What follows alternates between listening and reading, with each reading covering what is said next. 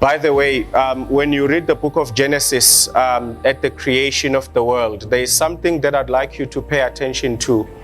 God did things. He didn't set time.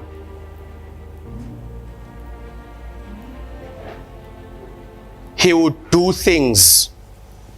When he was done doing things, then that was called a day.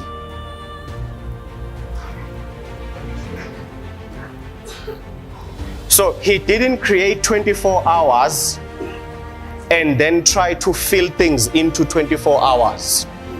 He did things. When he was done doing his things, he called that a day. The measure of life is not how many years you lived, it's what did you accomplish in it. You could live 50 years in time, but you may have only lived 2 months in purpose.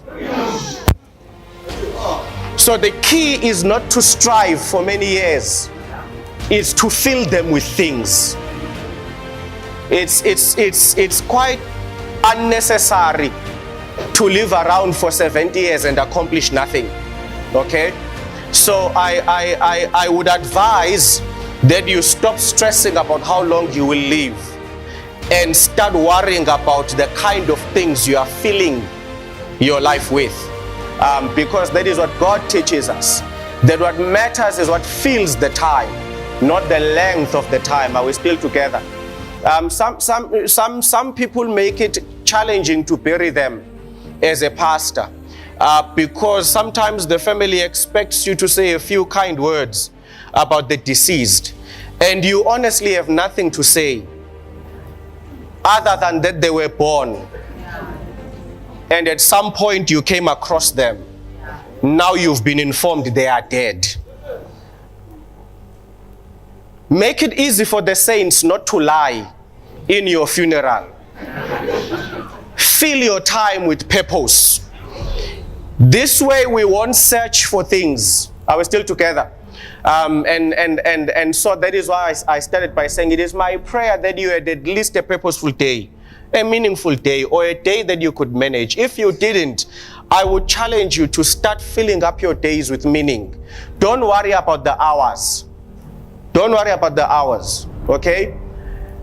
A whole week in time could be equal to 1 day in purposeful work. Just make sure that you do things, you finish up things, you reflect on things, and it's meaningful, the things that you were part of. There was a famous South African musician who died quite some time ago. He used to sing with 3 ladies.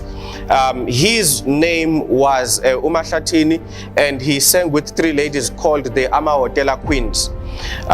If you don't know them, it says your age. If you know them, it says something about your age also. I know them, so that puts me in a particular category. He went to the UK in 1982. He went to the UK for a concert, for a tour.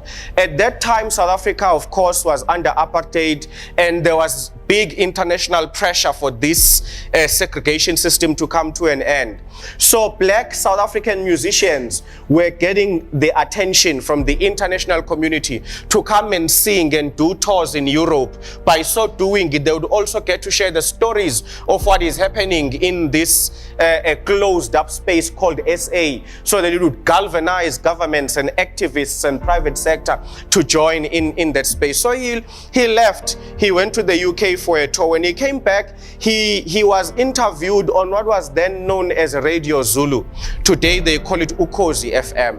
Now there was a guy on Radio Zulu back then who was a host. His name was Upodloza Wakwanzimande. Now he's a senior man at the SABC, one of the top senior managers. So he interviews him and says to him, so Mfoka Mahlathini, tell us, how was it in London? You were in the land of the Queen. How was it? And Mahlathini says, we arrived. We ate. We slept. And the following day, we woke up, we ate, we slept. And for a good 2 minutes, that is what he said, until Podloza had to change the line of questions, because he could clearly pick up that nothing was going to change. See, I think that is the challenge with most of us. That is exactly the story of our lives. We wake up, we eat,